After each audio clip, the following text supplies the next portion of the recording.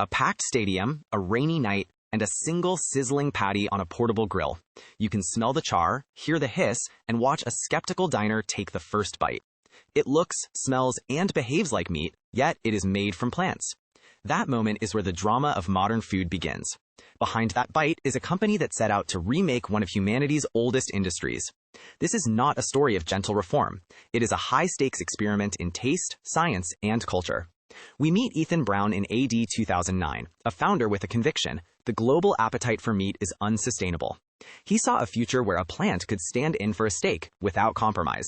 From garage kitchens to chemical labs, the early days blended food science and startup urgency. Yet from the first sizzle onward, Beyond Meat would face two running themes: the miracle of convincing taste and the peril of scaling that miracle to billions of plates. This introduction sets the stage for a chase that crosses laboratories, boardrooms, and dinner tables around the world.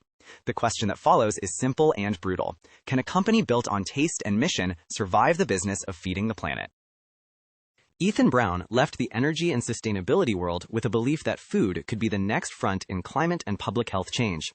In AD 2009, he founded a company focused on making plant-based proteins behave like meat. Early efforts were not glamorous. They were iterative experiments, mixing pea, mung bean, and rice proteins, testing textures and fats, and learning how color and sizzle shape perception. The work was as much about psychology as it was chemistry. Consumers do not buy sustainability alone, they buy taste. Beyond Meat's breakthrough was a simple strategic insight. Do not ask people to sacrifice flavor. Build a plant product that competes directly on sensory terms. Technically, that meant creating a fibrous texture and savory mouthfeel using plant polymers, oils, and natural colorants such as beet juice. This approach differed from a rival that centered on heme-based flavor. The result was a product that could be grilled, crumbled, and seared in familiar ways. Along the way, the company cultivated early partnerships with chefs and food service operators who could give the product high-visibility trials. Those trials started small but proved crucial. They turned laboratory curiosity into real-world validation and gave investors and retailers reasons to pay attention. The genesis was humble science, relentless taste testing, and a mission that made every test a moral experiment. Taste tests and restaurant pilots led to a pivotal moment. Consumers began to accept a plant patty as an honest alternative to beef. This was the technical and commercial breakthrough. In the mid-AD 2000s teens, the product matured from a niche novelty to a repeatable supply, and retail chains placed orders. Beyond Meat learned the hard truth of physical goods startups: lab success does not equal factory success. Scaling required new formulations that tolerated industrial processing, and supply chains that could deliver consistent plant proteins at volume. The company invested in manufacturing know-how and quality controls that often look unglamorous but determine customer trust. Meanwhile, the public narrative grew, a company promising lower greenhouse gas emissions and reduced land use compared to conventional beef. Those environmental claims attracted attention from consumers and some influential backers. Yet as the product moved into supermarkets and fast food counters, Beyond Meat entered a new arena, the court of public taste. Early adopters were vocal and passionate, but to reach mainstream diners, the product had to work in microwaves, grills, and frying pans across cultures. The breakthrough was less a single invention than a sequence: scientific iteration, manufacturing scale-up, and relentless sensory validation in real kitchens. That sequence turned a lab curiosity into a category contender. Momentum met the public markets in AD 2019.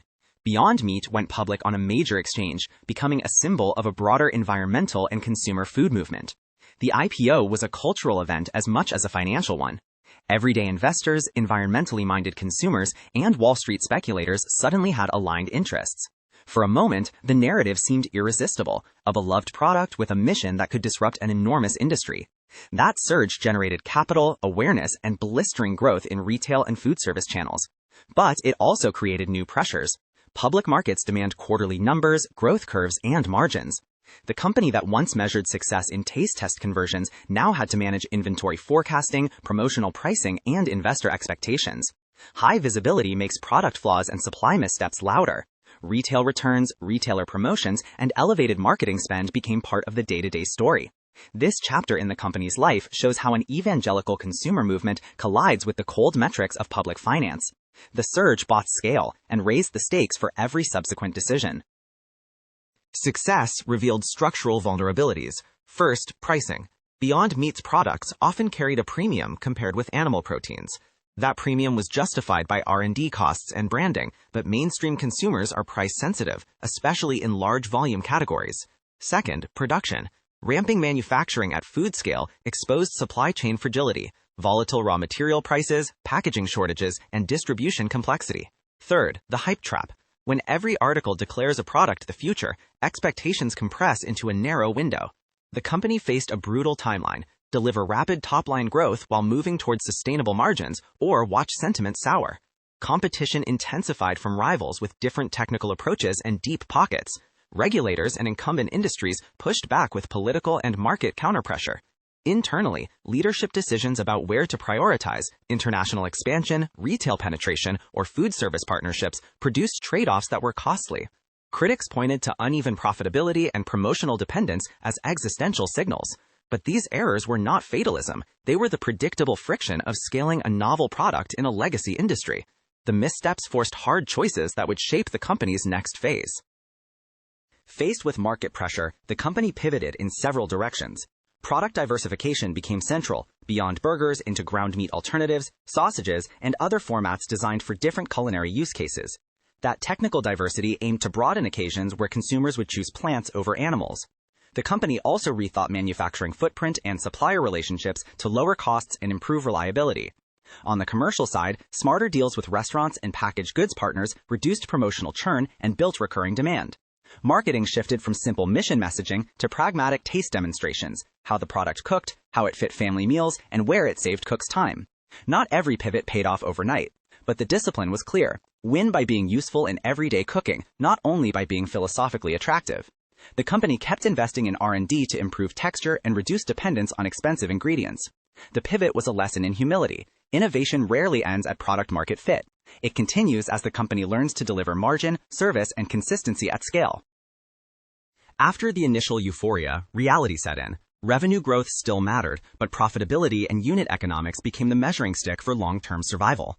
The public market scrutinized margins, supply chain efficiency, and the cost of customer acquisition. New competitors arrived with both technical novelty and deep capital. Some used different biological pathways to mimic meat flavor, others competed on price by optimizing commodity inputs. At the same time, legacy meat producers began their own experiments, blurring the lines between incumbent and insurgent. Regulatory questions about labeling and health claims added another complexity. For investors and managers, the calculus was unforgiving: either achieve cost leadership or remain a premium niche. The company's story here is a familiar startup parable. The leap from product innovation to industrialized commodity production exposes teams to a different skill set and a new set of competitors. The reckoning does not imply failure. It simply reframes the mission. Taste and mission remain essential, but the operations playbook must evolve to win at the scale of global food systems. What does Beyond Meat leave behind? First, a demonstration effect. It proved that plant-based products could compete for meat's most sacred asset, taste. Second, it forced an industry to ask hard questions about sustainability, animal agriculture, and consumer choice. The company's early audacity created a market where engineers, chefs, and large food corporations now seek to innovate. Yet the ultimate legacy will be judged by two outcomes: whether these technologies reduce environmental harm at scale and whether they can be delivered affordably. The story also offers a business lesson. Mission-driven startups must master the nuts and bolts of manufacturing, distribution, and margin economics. The great experiment of the 21st century food market is not simply whether plants can mimic meat, but whether capitalism can absorb and scale that mimicry without losing the mission. For entrepreneurs, the takeaway is clear: marry scientific daring with operational rigor. For consumers, the takeaway is simpler: taste will always be the gatekeeper. If the future of food is to change, it will be because something on the plate convinces the next generation to choose differently. I hope this deep dive gave you a new perspective on the strategies and the relentless mindset behind these global icons. If you enjoy deconstructing business empires and tech legends in this Tech Archive style, make sure to hit that subscribe button and turn on all notifications. That way, you will never miss a new blueprint of history. For those of you ready to explore more boardroom coups and technological breakthroughs, I have handpicked 2 videos for you right here on the screen. Click one to keep watching. I will see you in the next one. Thanks for watching.